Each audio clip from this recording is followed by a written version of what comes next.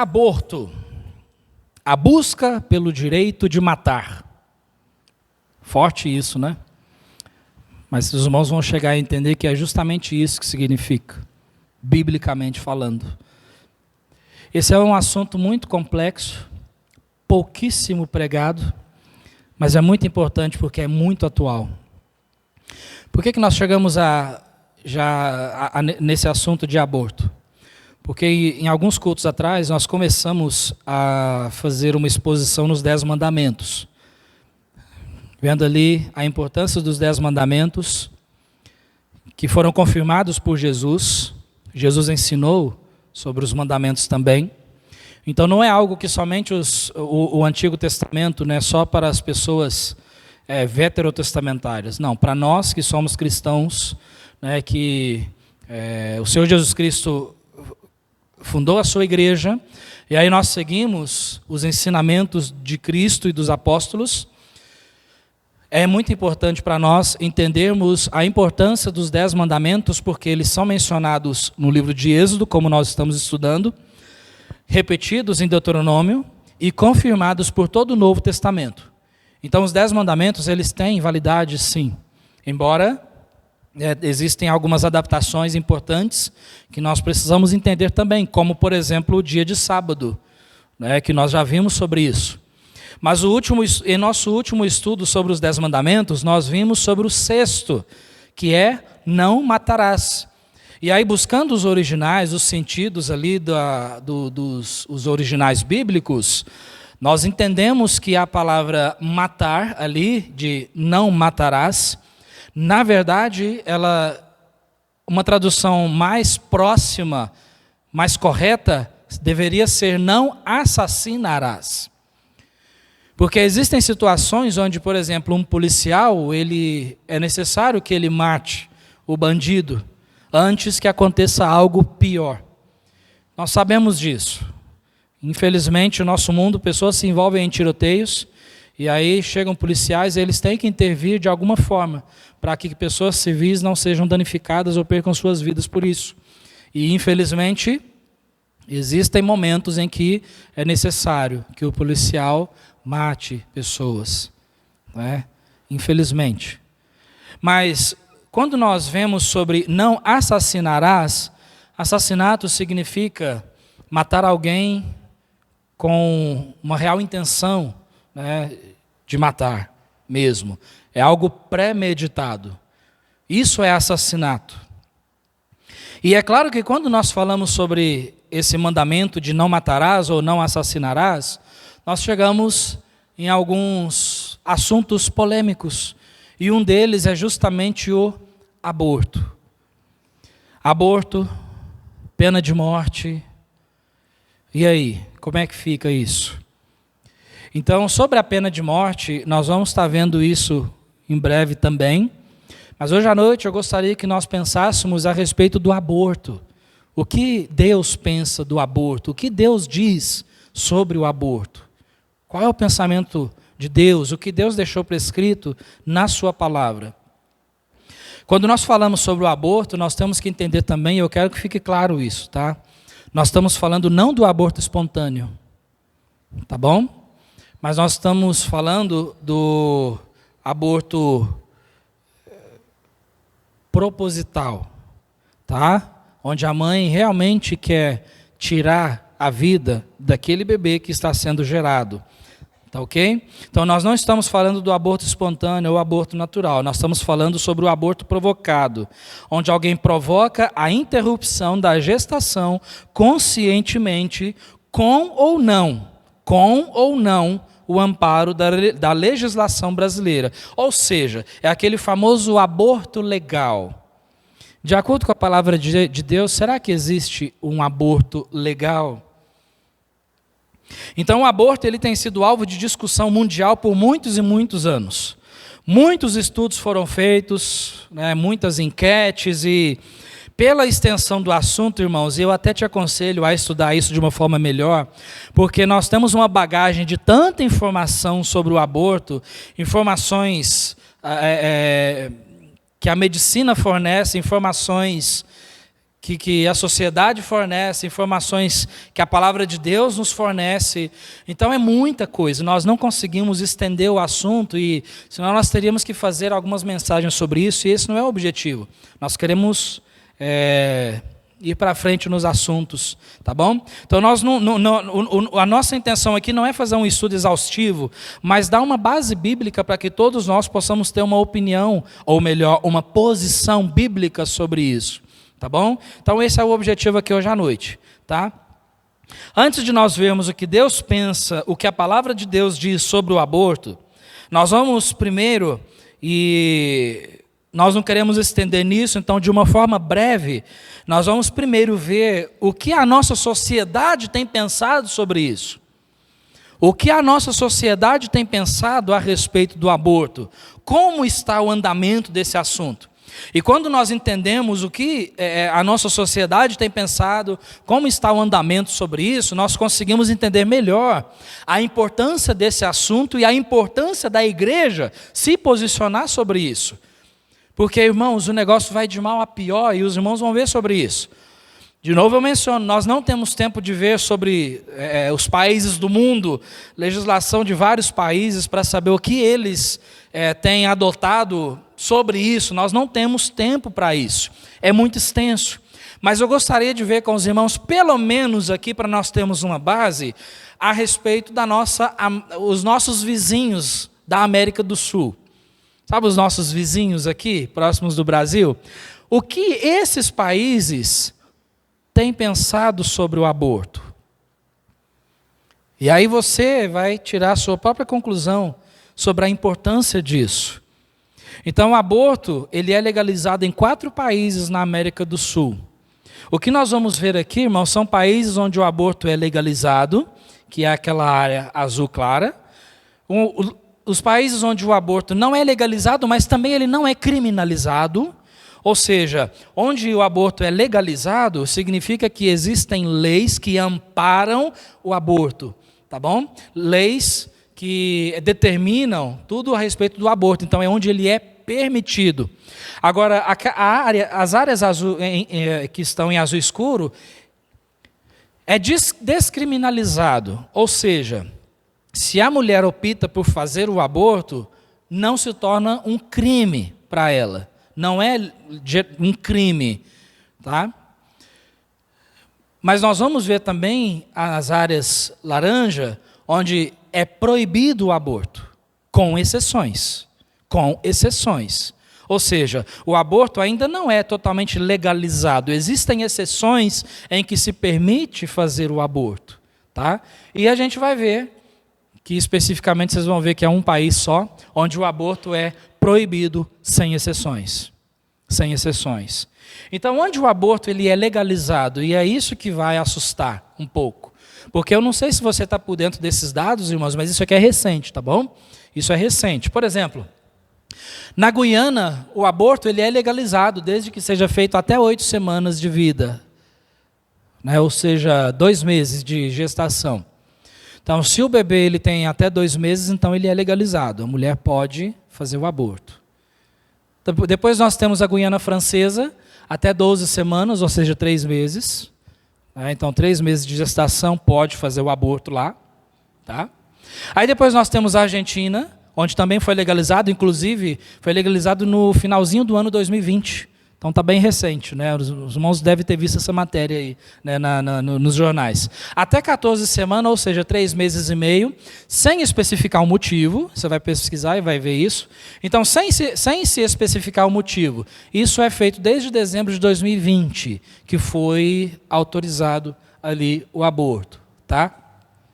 E nós temos o Uruguai, que também até 12 semanas... ou seja, 3 meses, que também sem se especificar o motivo. A fonte está ali, então depois se os irmãos quiserem, posso passar, é uma fonte confiável, tá? É uma agência de pesquisas confiável, né? Isso eu não peguei de qualquer fundinho de quintal, não, é algo que realmente os dados ali são confiáveis, tá bom? Então, nesses países ali, o aborto ele é legalizado. Consegue enxergar o quanto isso está bem próximo de nós? E daí então nós temos países onde o aborto ele não é legalizado, mas também não é crime. Ou seja, só não existem leis específicas sobre isso, mas também não é crime, que são os países do Chile, até 14 semanas, 3 meses e meio, em caso de estupro, malformação fetal ou quando há risco de vida da mãe. Então, se alguém fazer até 14 semanas, não tem leis que amparam, mas também não é criminalizado, tá bom? E também nós temos a Colômbia, até 24 semanas, ou seja, 6 meses, né, em caso de incesto, estupro ou má formação fetal. Também é descriminalizado. Agora nós vamos para os países onde é proibido o aborto, mas tem exceções. Tá? Existem exceções em que se permite fazer o aborto, que é o caso da Venezuela. A exceção é onde há risco de vida da mãe. Não se especifica o limite de tempo. Não se especifica. Então, de acordo com a legislação, até 9 meses de gestação, se constatar que há risco para a mãe, é permitido matar aquela criança. Tá? No Equador, em caso de estupro ou quando há risco de vida da mãe, também não se especifica o limite. No Peru, até 22 semanas, ou seja, 5 meses e meio, em caso de risco de vida da mãe, ou quando vai causar danos à saúde dela. Também é permitido. Né? Então, essas são as exceções. Nós temos também a Bolívia, até 8 semanas, 8 semanas, ou seja, 2 meses, quando há risco de vida da mãe. Né? Nós temos o Paraguai, quando há risco de vida da mãe, também não se especifica o tempo de gestação. E nós temos o Brasil, até 22 semanas, ou seja, 5 meses e meio, em caso de estupro, má formação fetal, ou quando há risco de vida da mãe. Então, nesses países, o aborto ele é proibido, mas ele é permitido em alguns casos. Mas tem um país que é o Suriname. No Suriname, o aborto ele não é permitido, em hipótese nenhuma. E olha que interessante, um país desse tamaninho, com uma noção da importância da vida. Eu não sei se você consegue enxergar, irmãos, mas você vê ali que hoje à noite é diferente, tá? Hoje eu acho que não vai ser, não é bem uma pregação, mas é mais um informativo com um amparo bíblico, o que a Bíblia fala sobre isso. Então, não sei se vai se encaixar como um estudo bíblico, uma pregação, mas é diferente. Geralmente nós pegamos um texto e falamos sobre aquele texto especificamente, mas hoje nós vamos estar falando sobre um assunto, tá? E o assunto é o aborto. E eu não sei se você consegue enxergar o quanto isso está bem próximo de nós, mas os nossos vizinhos, eles estão abrindo as portas para isso. E eu não sei se você tem acompanhado, mas o nosso país, existe uma classe de pessoas que querem abrir essa porta do aborto. Eles querem legalizar. Existe um grupo específico de pessoas que eles querem a legalização do aborto no nosso país. Por enquanto é proibido, mas existem exceções e nós temos visto acontecer, nós temos visto mais do que nunca recentemente, essas exceções se tornarem reincidentes no nosso país.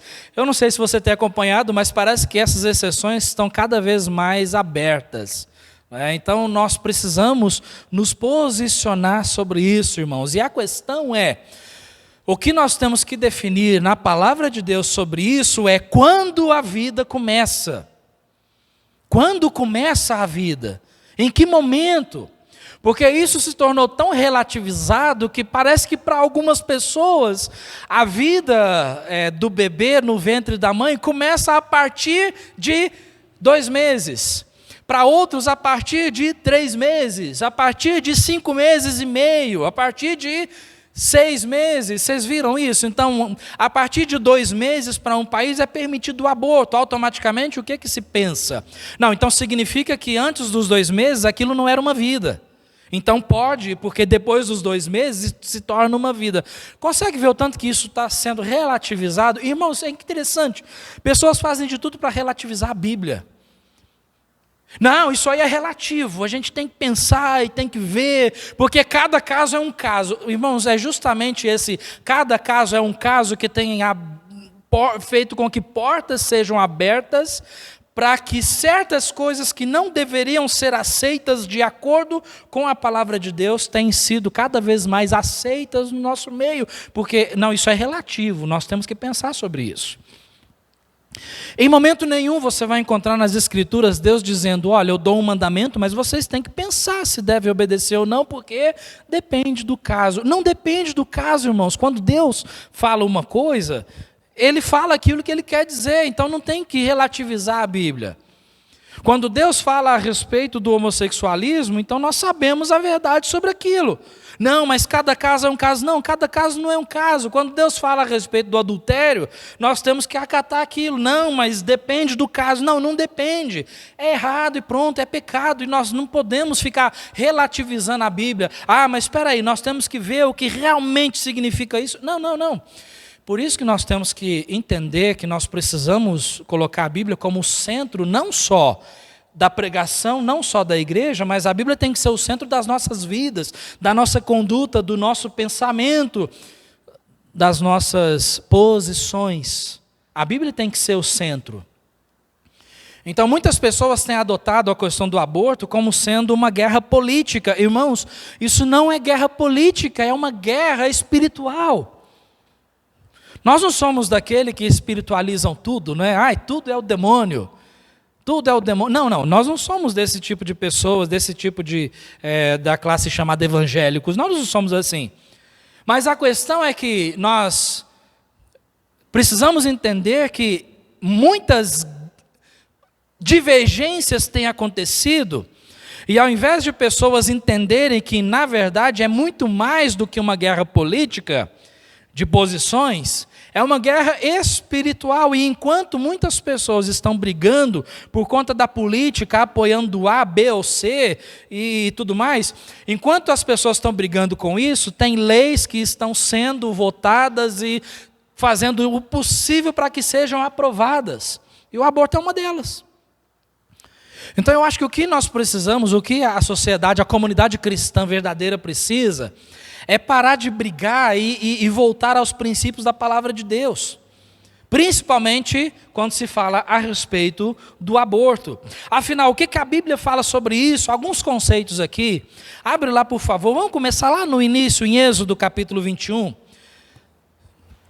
E talvez seria interessante você anotar esses versículos. Se você quiser, depois eu posso te passar também.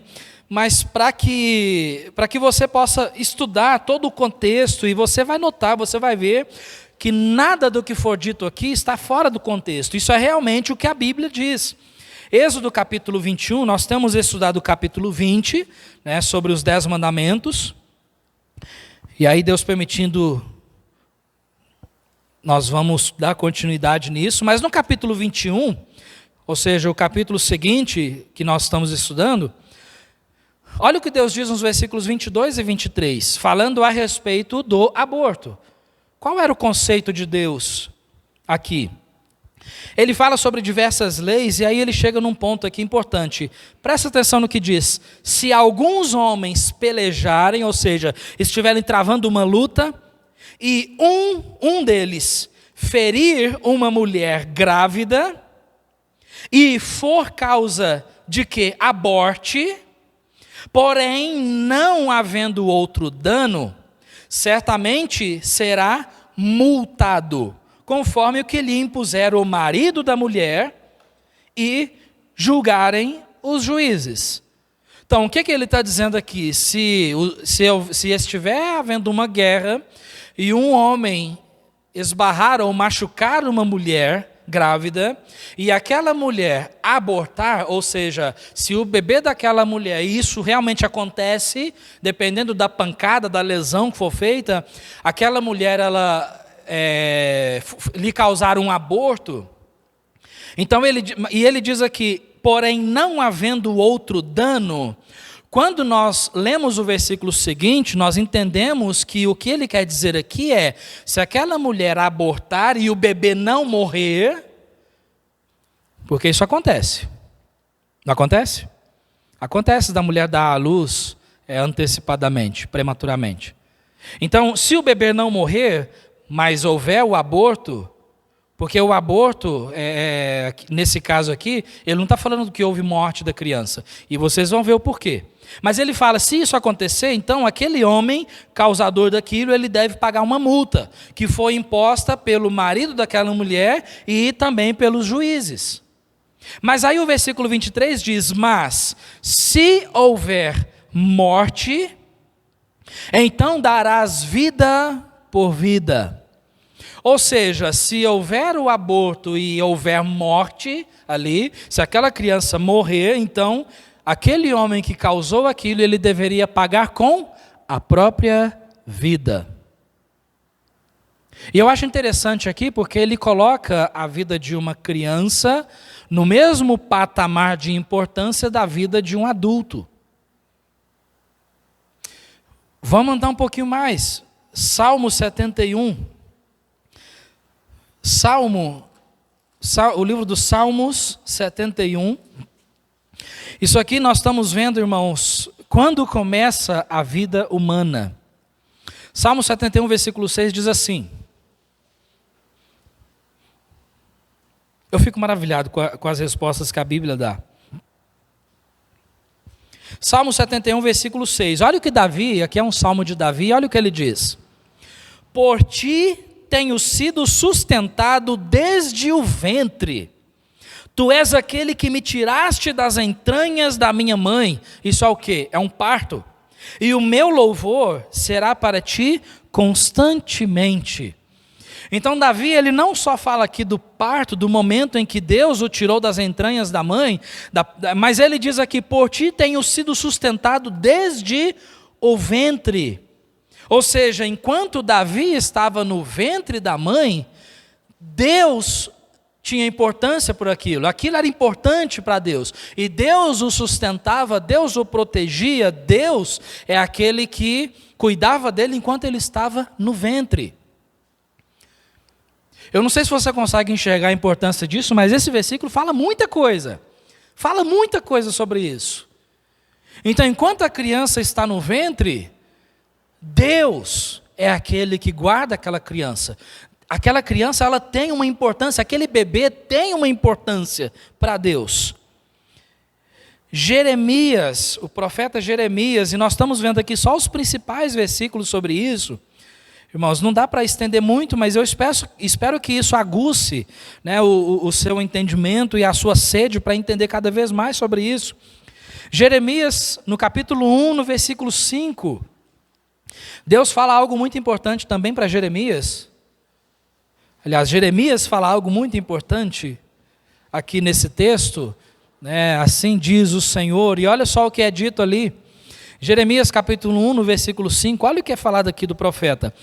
Antes que te formasse no ventre, te conheci, e antes que saísse da madre, te santifiquei. As nações te dei por profeta.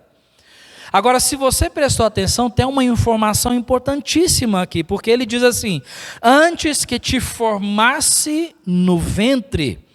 E essa palavra antes que te formasse no ventre, essa formasse significa obter uma forma. Obter uma forma.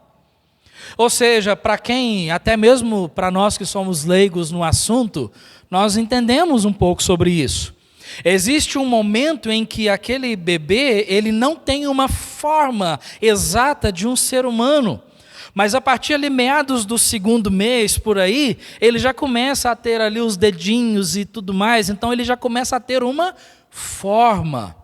E o que diz aqui é que antes que te formasse no ventre, te conheci. Ou seja, antes que você tivesse uma forma, antes mesmo disso, eu já sabia da sua vida. É o que Deus diz aqui. Então você vê que existe um plano do Senhor para uma criança, até mesmo antes que ela seja formada. Existe um propósito, um plano de Deus. E quando nós entendemos que existe um plano de Deus, isso nos ajuda a entender melhor de que, em que momento a vida humana começa. Então a vida humana, nos planos de Deus, na onisciência dele, Deus já sabia daquela vida. E depois Deus já sabia, porque é Deus quem dá a forma para aquela vida. Então agora eu chegar e dizer, ou como pessoas acreditam e dizem que só passa a ser uma vida depois do segundo mês, ou depois do primeiro mês. Não, amados, então isso não existe, de acordo com a palavra de Deus, isso não existe. Não existe isso. Quer algo mais claro e mais palpável nessa verdade? Salmo 139, e agora nós vamos aqui nos alegrar no Senhor, pela forma com que é revelado isso para nós, porque, irmãos, não existe um texto mais claro sobre isso do que um Salmo 139. Por isso que eu achei importante nem colocar esses versículos na tela, eu acho que é importante você abrir e todos nós lermos juntos esses versículos, porque o Salmo 139, só para dar um pano de fundo aqui, ele fala a respeito dos 3 atributos do Senhor, e eu te encorajo a fazer um estudo, uma meditação nesse Salmo. Se você olhar os primeiros 6 versículos, ele vai falar sobre a onisciência do Senhor. Tanto é que no primeiro versículo ele diz: Senhor, tu me sondaste e me conheces. E aí ele começa a dizer: tu sabes o meu deitar, o meu levantar, o meu assentar, de longe entendes o meu pensamento e tal. Isso é o quê? É a onisciência do Senhor, ele conhece tudo. Depois ele fala, a partir do versículo 7, sobre a onipresença dele. Porque ele fala: para onde me irei do teu espírito? Se eu for para tal lugar, o Senhor está lá. Se eu fugir, o Senhor está lá. Então nada me esconde do Senhor. Isso é o quê? Onipresença de Deus. E aí depois, a partir do versículo 13, falando sobre a onipotência do Senhor para a formação de um ser, de uma vida, a formação de um bebê no ventre da mãe, ele fala no versículo 13 assim: pois possuíste os meus rins, cobriste-me no ventre de minha mãe. Toda vez que a Bíblia diz, que a Bíblia usa nesse contexto de Deus conhecer os rins, aqui há uma figura de linguagem judaica que significa o íntimo, tá bom? O íntimo, as entranhas.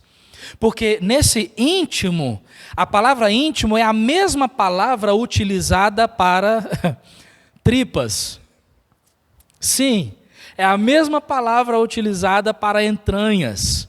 Então é nesse sentido, quando ele fala, pois possuíste os meus rins, isso aqui significa que Deus já era dono do íntimo dele.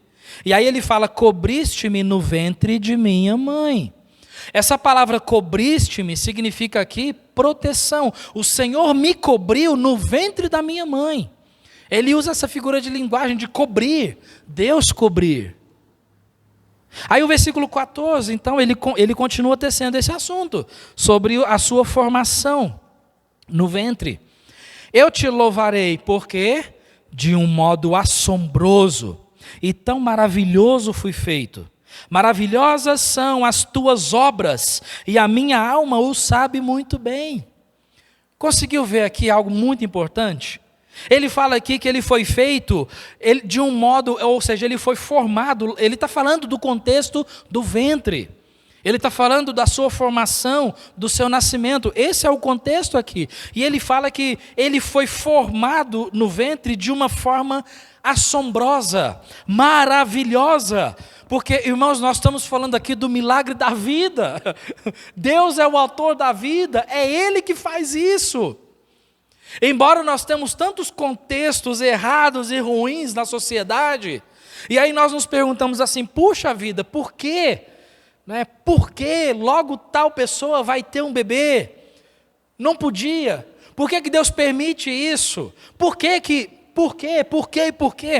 Irmãos, nós precisamos parar e jogar fora esse nosso porquê, e nós temos que entender e confiar na soberania de Deus. Nós não entendemos os planos de Deus e não cabe a nós questionar e nem entender porque Ele é soberano. E o salmista aqui, que inclusive também foi Davi, então Davi tinha uma concepção muito boa sobre isso. Ele diz que foi feito de um modo, ou seja, ele foi formado, a sua formação aconteceu de um modo assombroso e maravilhoso. E por isso ele fala, maravilhosas são as tuas obras, Senhor. E a minha alma sabe disso. Sabe disso. Continuando o versículo 15. Agora ele fala mais especificamente sobre a sua formação no ventre. Porque ele fala: os meus ossos não te foram encobertos, quando no oculto fui feito, e entretecido nas profundezas da terra. Quando ele fala, os meus ossos não te foram encobertos, ele está falando aqui, essa palavra encoberto significa oculto. É como se tivesse algo na escuridão, onde ninguém conseguisse ver. Mas ele diz aqui que Deus viu. Porque quem faz isso é o Senhor. Deus que faz isso. E ele diz, quando no oculto fui feito. Lembra, o contexto aqui é a formação dele. Então, no oculto, ou seja, no ventre da mãe, ninguém consegue ver. Tem aparelhos tal, que vê algumas coisas, mas não nitidamente. Mas Deus vê. E ele diz aqui então, quando no oculto fui feito e entretecido nas profundezas da terra. Essa palavra entretecido, aqui essa frase, ela é relativo a ser, é como se alguém fosse, o que ele está dizendo aqui nesse versículo, ele está falando de formas diferentes a mesma coisa. Porque entretecido nas profundezas da terra também se relaciona a oculto, nas profundezas da terra, onde ninguém consegue enxergar. Mas ele está dizendo aqui que o Senhor estava o assistindo, e não só isso, mas ele diz aqui claramente que o Senhor o formou. Então ele está falando de formas diferentes aqui, a mesma coisa, que o Senhor estava formando ele, estava o formando no oculto, na escuridão. E é justamente por isso que ele fala o versículo 16. Os teus olhos viram o meu corpo ainda... O que está escrito aí? Hã? O que significa informe? Hã? Não formado, sem forma, algo meio desajeitado ainda, algo que viria a ser mais organizado, mais nítido, mais formado, mais claro. Por enquanto aqui, sem forma. Enquanto o seu corpo estava sem forma, o que diz ali? Os teus olhos viram o meu corpo. Corpo. Ah, mas não era corpo porque não tinha forma. Era corpo, sim. Um corpo ainda sem forma, mas era um corpo. Isso já consegue te dar a resposta sobre quando começa a vida? E aí vem pessoas falando essa ladainha de que a vida começa depois, a vida na verdade começa depois do segundo mês, a partir do segundo mês, a partir do terceiro. E aí pessoas vêm dizer que pode matar um bebê a partir de... Deus é o autor da vida, irmãos, e é só Ele que tem poder para dar e para tirar.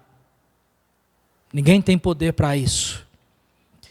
Então, quando pessoas chegam e colocam esses pensamentos satânicos, de que a partir de tal mês pode ser feito o aborto, isso a pessoa está se colocando no lugar de Deus, ele está determinando aquilo que Deus não determinou. Então, ele está se colocando como o dono da vida. E aí nós temos pessoas aí, médicos e pesquisadores e tudo mais, que se colocam, como o autor da vida, o dono da vida, porque eles querem ditar as regras e eles querem colocar na cabeça das pessoas, e aí muitas mulheres feministas têm adotado esse conceito satânico, de que a partir de tal mês não tem problema, porque não é uma vida, porque não foi formado. Irmãos, já tem a resposta aqui. Os teus olhos viram o meu corpo ainda sem forma. E não só isso, mas ele diz, e no teu livro todas essas coisas foram escritas. Que livro? Aqui ele está, lembra? Ele está falando, o Salmo fala sobre a onisciência de Deus. Então, nessa onisciência, quando aquela sementinha é colocada dentro da mulher, então Deus, na onisciência dele, ele já sabe todas as coisas. Então nós temos ali, se é figurativo ou literal, não sei. A Bíblia não responde, eu não quero afirmar algo que a Bíblia não responde, mas que figurativo ou seja metafórico, existe um livro que todas essas obras, a sementinha ali e a formação dos ossos e tudo mais, inclusive o fato de Deus já saber sobre aquele corpo sem forma, mesmo sem forma, tudo isso está escrito. Então Deus tem um plano. E aí, a partir do momento que uma pessoa se coloca no lugar de Deus, o que ele faz? Então vamos cortar. Então aí ele se acha Deus porque ele não entende que Deus tem um plano naquilo. E ele fala, não, nós sabemos o que é melhor. E aí eles dizem, o melhor para você é tirar esse bebê. Nós temos visto isso acontecer, irmãos, no nosso país. Teve um caso muito recente agora.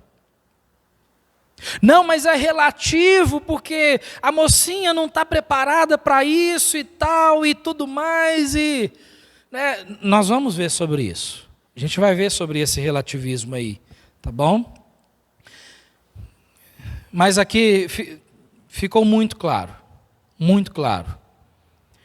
Mas, vamos ver o Novo Testamento? Lucas capítulo 1. Lucas capítulo 1. E nós estamos terminando aqui com os textos. Lucas capítulo 1. Ele fala sobre João Batista. E também tem informações importantes aqui sobre isso. Em Lucas capítulo 1, versículo 13 a 15, primeiramente. Aqui o anjo aparece a Zacarias, pai de João Batista, anunciando para ele, então olha o que diz. Versículo 13. Mas o anjo do Senhor lhe disse, Zacarias, não temas, porque a tua oração foi ouvida, e Isabel, tua mulher, dará à luz um filho, e lhe porás o nome de João. E terás prazer e alegria, e muitos se alegrarão no seu nascimento, porque será grande diante do Senhor, e não beberá vinho, nem bebida forte, e será cheio do Espírito Santo. Desde quando? Desde o ventre de sua mãe. E o Espírito Santo, irmãos, a pessoa mais leiga de Bíblia do mundo sabe, o Espírito Santo, ele não se apossa de coisas inanimadas. Isso é claro, não é? E diz aqui que o Espírito Santo se apossaria de João desde o ventre. Desde o ventre. E aí então, versículo 39 a 41. Aí nós temos algo fantástico que eu nem ia mencionar porque tem a ver, mas nem tanto, mas eu achei isso fantástico, porque isso aqui me trouxe muita lembrança. E naqueles dias levantou-se Maria, foi apressadamente às montanhas, a uma cidade de Judá, e entrou na casa de Zacarias, aquele lá, Zacarias, e saudou a Isabel. O que aconteceu? E aconteceu que ao ouvir Isabel a saudação de Maria, a criancinha saltou no seu ventre, e Isabel foi cheia do Espírito Santo. Se você ler o contexto, o bebê aqui, ele estava com 6 meses de vida. 6 meses de vida. E aí vem pessoas dizendo, porque vocês viram, né? Tem um país que diz que aos 6 meses ainda é permitido.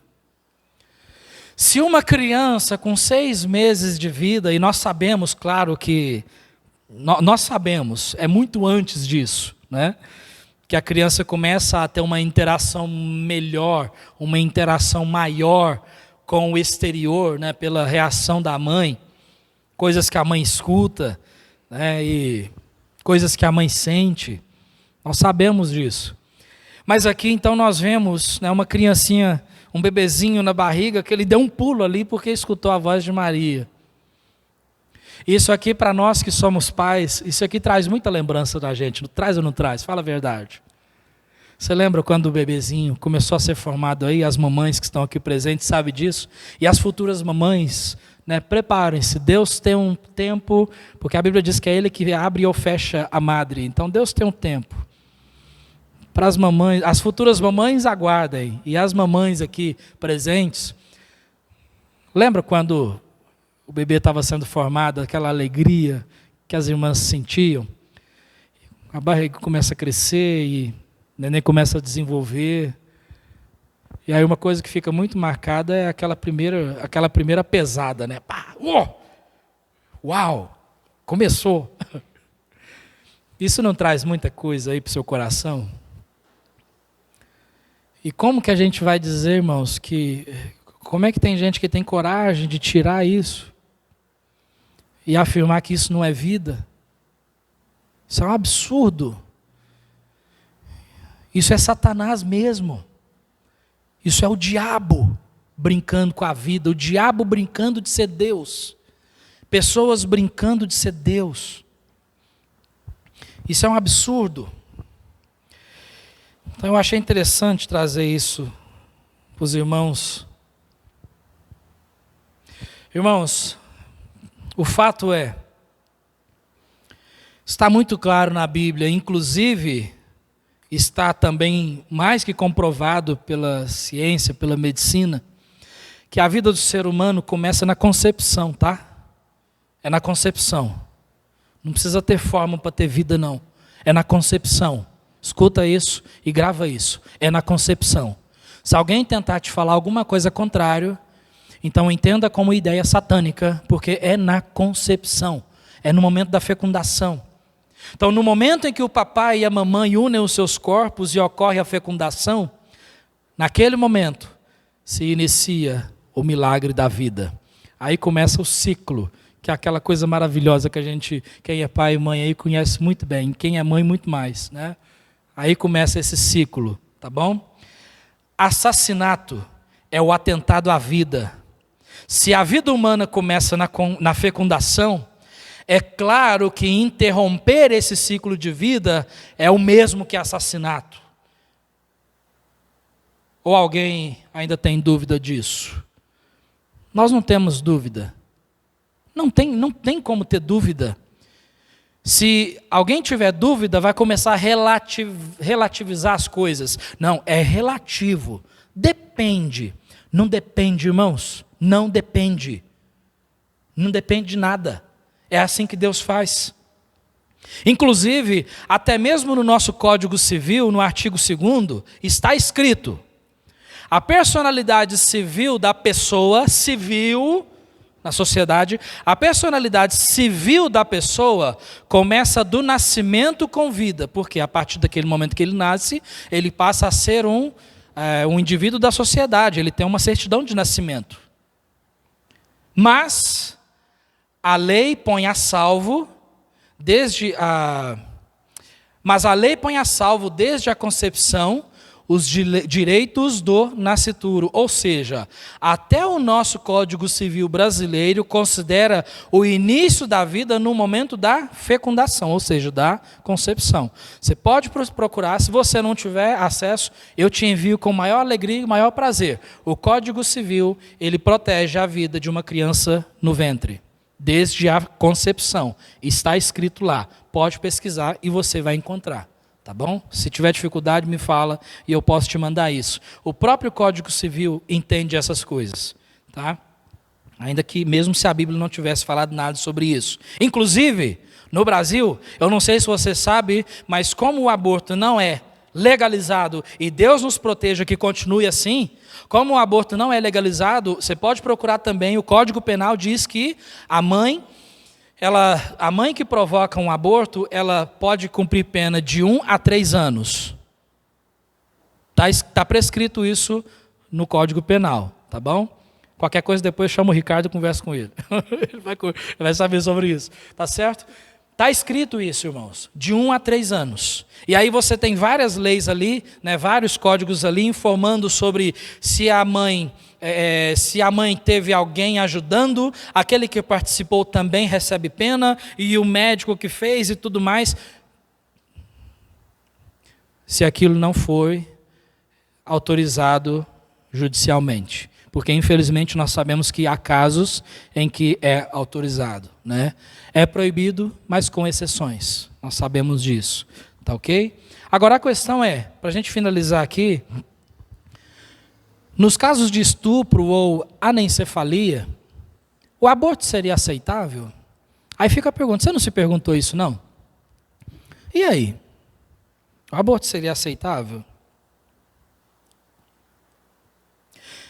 Primeira parte ali, no caso de estupro, quando uma mulher é estuprada.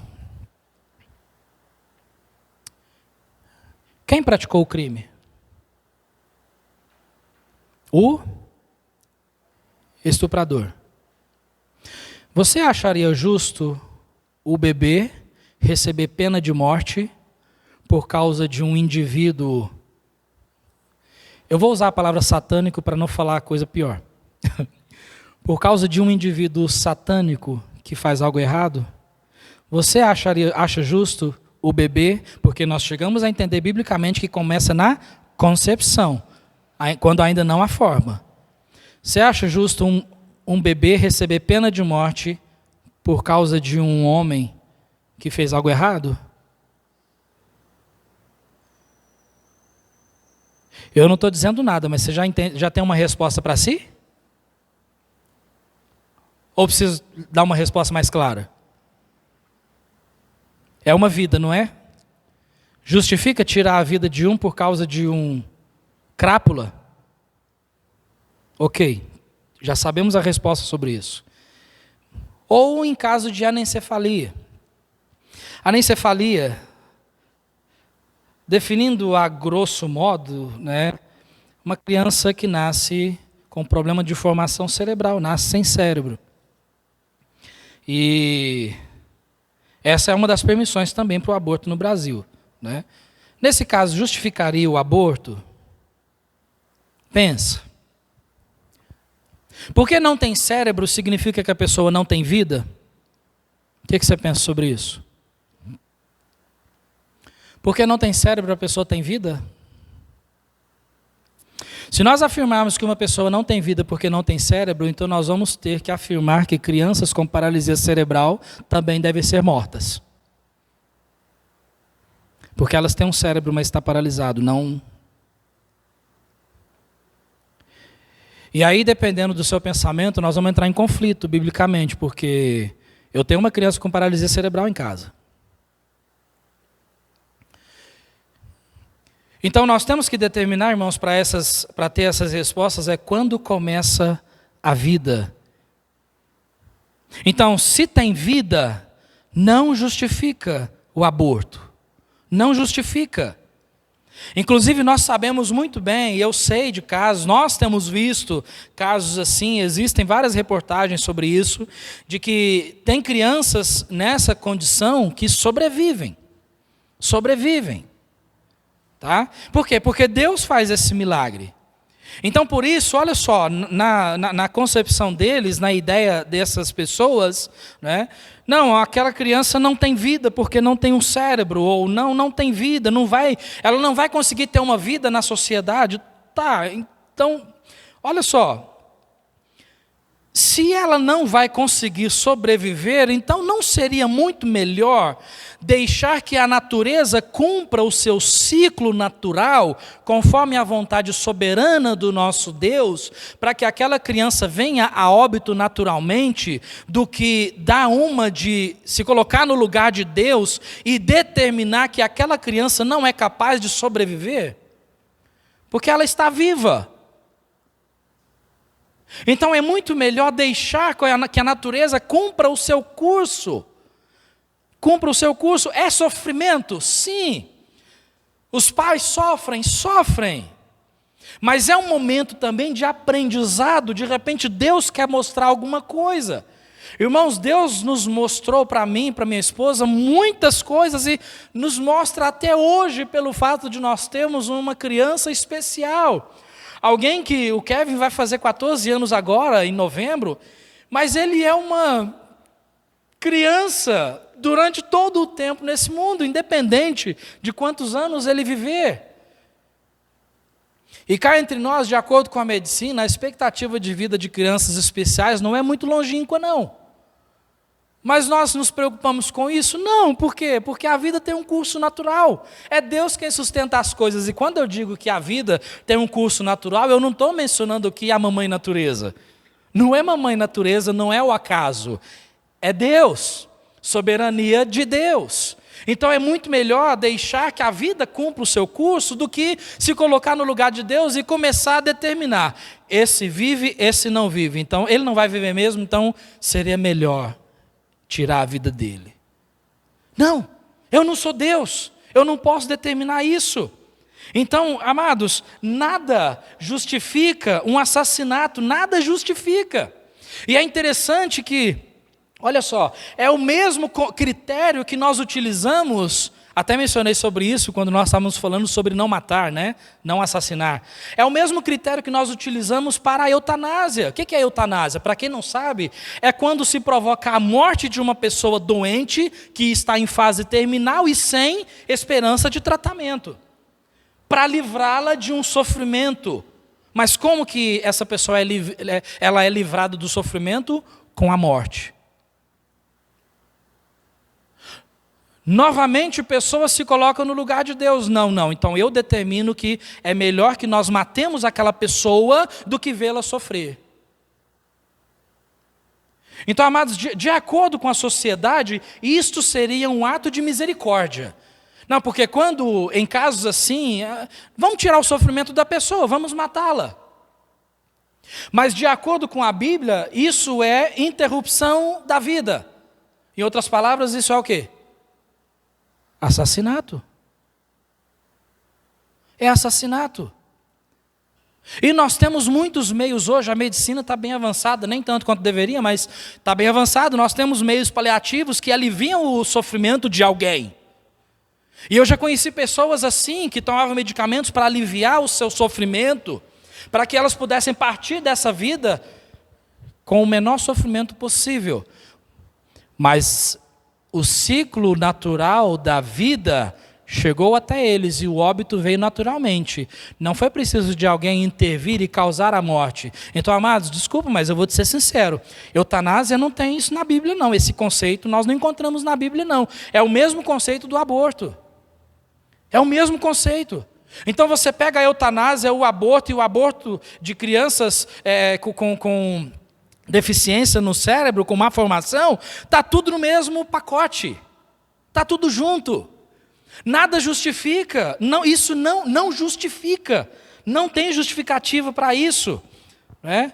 Não tem. Então, novamente, eu digo, se o óbito vier, que seja por causas naturais, porque aí é que entra a soberania do Senhor, e não pelo assassinato. Deixa Deus fazer as coisas naturalmente. É isso que as pessoas deveriam fazer. Deixa a vida seguir o seu ciclo. Deixa Deus fazer a obra, deixa Deus trabalhar no coração tanto daquele doente, quanto também dos familiares.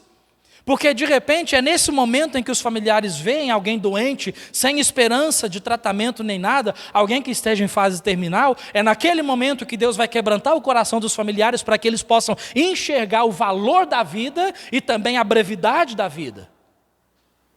Porque a nossa vida é breve, ela é um sopro. A nossa vida é um suspiro. Tiago diz que a nossa vida é um vapor, que aparece por um pouco de tempo e logo se desvanece. Irmãos, eu já presenciei isso várias vezes. Não existe lugar melhor para uma pessoa compreender o valor da vida e a brevidade da vida do que no velório. Porque quantas e quantas e quantas vezes eu já participei de diversos velórios, já preguei em muitos velórios, já dei assistência em muitos velórios, e pessoas que sempre tiveram o coração duro por causa do pecado, no momento do velório está chorando. E é aí o momento que a gente chega, e eu vou ser sincero, um dos lugares que eu gosto muito de pregar, digo isso com todo amor e respeito, por favor, entenda, é no velório. Porque quando você chega num velório, as pessoas estão com o coração quebrantado, sedentas de uma esperança. E aí é que a gente entra com a palavra de Deus e mostra a esperança em Cristo, amém? É gostoso isso. Quando você vê pessoas orando, participei de um velório certa vez, preguei num velório certa vez, não faz muito tempo. Aí no final da meditação, breve, sempre breve, 10 minutos no máximo, claro, com o Evangelho, apresentando o Evangelho, falando sobre a esperança do céu, mas a punição do inferno, porque tem pessoas que têm medo de tocar nesses assuntos nesses momentos, né? Não, é um bom momento de tocar sobre isso, de falar nisso. E aí no final, eu falei assim, olha, se você não tem esperança em Cristo, se você não recebeu o perdão pelos seus pecados, mas você chegou a entender que o Senhor Jesus Cristo é a única esperança, Ele é o único e suficiente Salvador da sua alma, eu te convido a fazer uma oração, pedindo ao Senhor perdão pelos seus pecados e reconhecendo Jesus como o único Salvador da sua vida. Aí eu disse assim, olha, eu vou fazer a oração, eu já sou salvo, mas se você quiser ser salvo e não sabe exatamente as palavras, mas tem fé nisso que eu disse, ore comigo. E aí parece que eu não sei quantos estavam presentes, tem alguns irmãos aqui que estavam presentes, e aí quase que a uma só voz, eu orava, Senhor Deus, e eles repetiam, Senhor Deus, eu sei que eu sou um pecador, mas eu entendo que mereço o inferno, porque as minhas obras não me levam para o céu, mas eu reconheço também que Jesus Cristo pagou o preço pelo pecado, para que eu possa ser perdoado, e para que eu possa receber não só o perdão pelos meus pecados, mas a salvação em Cristo. Então nesse momento, eu convido Jesus para entrar na minha vida, para que Ele seja o meu Salvador. Muitas pessoas repetiram isso. Eu estou falando aqui mais ou menos numa média de 30 a 35 pessoas repetindo a uma só voz. Quantos foram sinceros? Não sei. Não sei. Não cabe a mim julgar isso. Então, amados, é em momentos assim que Deus faz uma obra. Deus faz uma obra. Então, aborto nunca é justificado. Não é justificado. Eu não sei se você já pesquisou sobre isso, mas creio que tem alguns aqui que já sabem.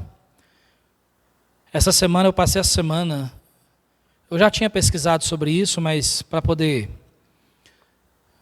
refrescar um pouco a memória, eu passei a semana meditando sobre o assunto e pesquisando, e comecei a pesquisar sobre métodos em que são feitos abortos. Irmãos, é macabro. É macabro. É igualzinho aos povos antigos. Quando nós vemos na Bíblia povos antigos que pegavam os seus bebês, matavam e sacrificavam eles diante de alguma falsa divindade. É a mesma coisa. Crianças que têm os seus membros, bebês que têm os seus membros dentro da barriga da mãe, eles têm os seus membros desligados do corpo e aí tirados pedaço por pedaço. Pedaço por pedaço. Tem um vídeo que mostra esse acontecimento enquanto é feito um ultrassom. E aí você vê ali a criança quietinha, tranquila, naquele ambiente aconchegante da mãe, e aí de repente aquela criança começa a se mover lá dentro, começa aquela luta, porque alguém introduziu um instrumento para arrancar os pedaços daquela criança. Irmãos, sinceramente, isso é macabro, é macabro. Isso é macabro.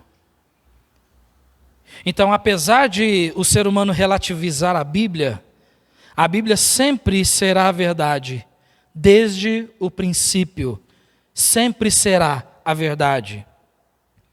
Sempre.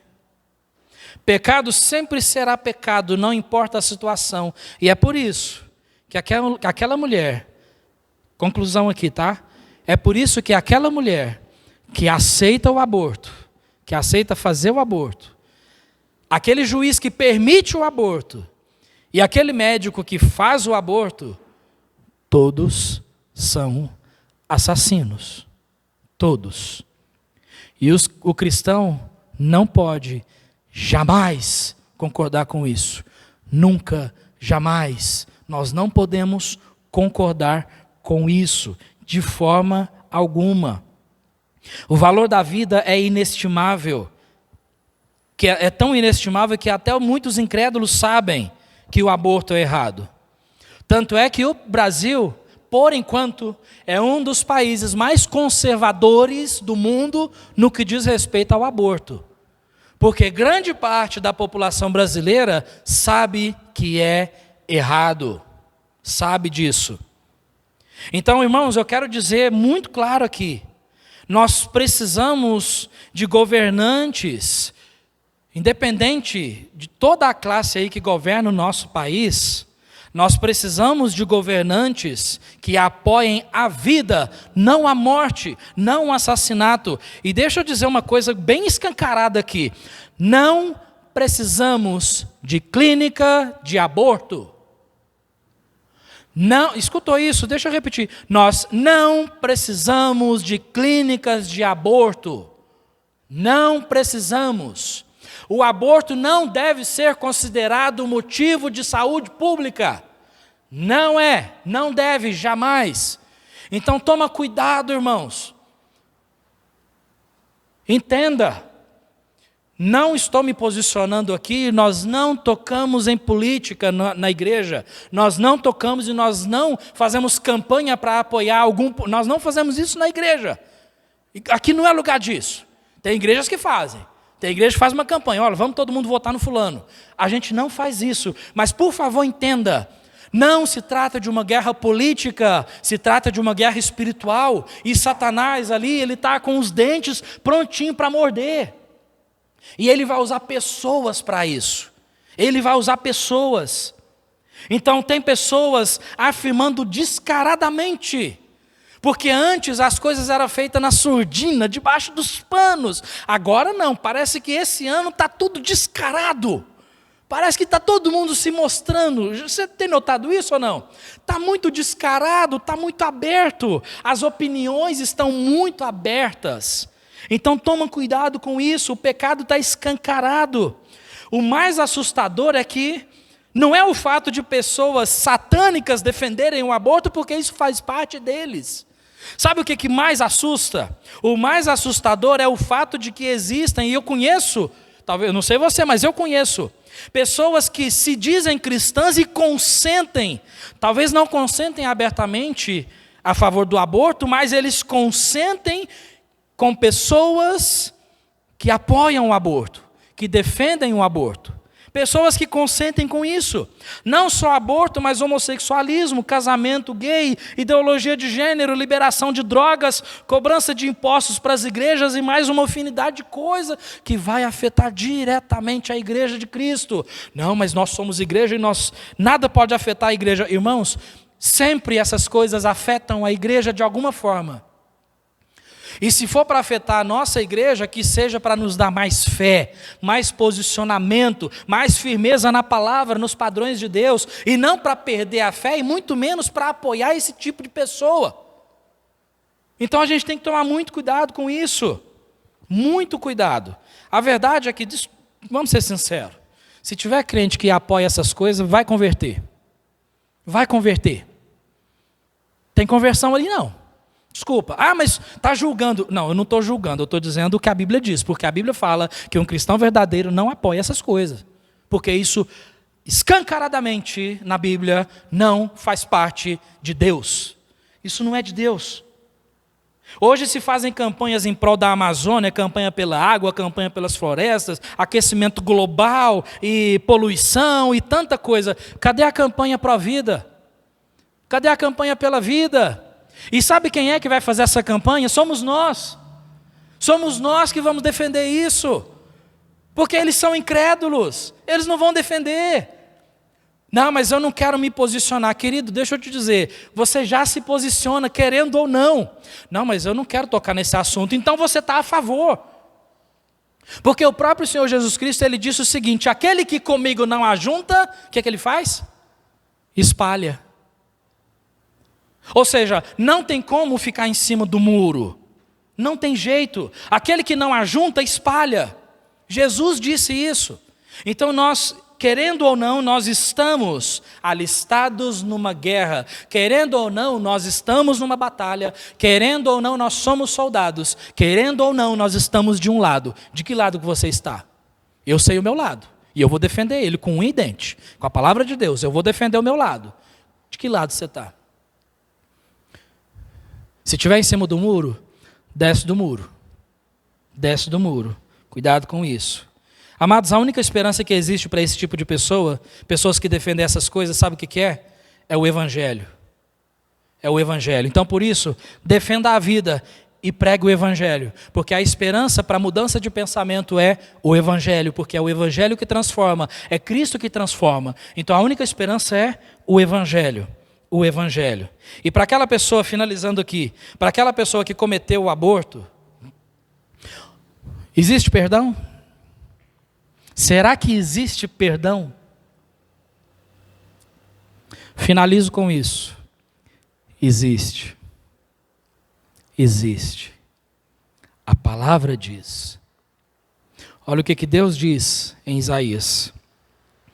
Por isso, e aí quando você lê os versículos acima desse por isso, está mostrando ali várias obras más, coisas da escuridão que o povo estava fazendo. Mas ele diz, por isso, quando estendeis as vossas mãos, escondo de vós os meus olhos, e ainda que multipliqueis as vossas orações, não as ouvirei. Por quê? Porque as vossas mãos estão cheias de sangue. Por isso ele diz, vinde, pois, e reflitamos, diz o Senhor. E o que ele diz? Ainda que os vossos pecados sejam como a escarlata, eles se tornarão brancos como a neve. Ainda que sejam vermelhos como o carmesim, se tornarão como a branca lã. Isaías 1, versículos 15 e 18. E essa é a esperança para alguém. Existe hoje uma infinidade de mulheres sofrendo depressão, problemas psiquiátricos, problemas emocionais, problemas na sua consciência, porque fizeram um aborto e sabem que não deveria ter feito. Isso sem contar no grande número de mulheres que sofrem problemas físicos em decorrência do aborto. Mas a esperança para todas essas mulheres, e a esperança para aqueles que até hoje têm apoiado isso, é o sangue de Cristo. Porque o sangue de Cristo, eu sempre digo isso, Apocalipse capítulo 1, versículo 5, é Ele que nos lava de todos os pecados. Amém? A esperança do nosso Brasil, sabe o que é a esperança do nosso Brasil? Não é um presidente melhor. A esperança do nosso Brasil não são governadores melhores, não são senadores e deputados melhores. A maior esperança do nosso Brasil é Cristo. E é em Cristo que nós devemos colocar a nossa confiança. Amém? Coloca a confiança em Cristo. Se você não é salvo nessa noite, hoje é o dia de você receber o perdão dos seus pecados pelo sangue de Jesus. Amém? Defenda a vida e pregue o Evangelho. É a única esperança de transformação na nossa sociedade. Vamos orar?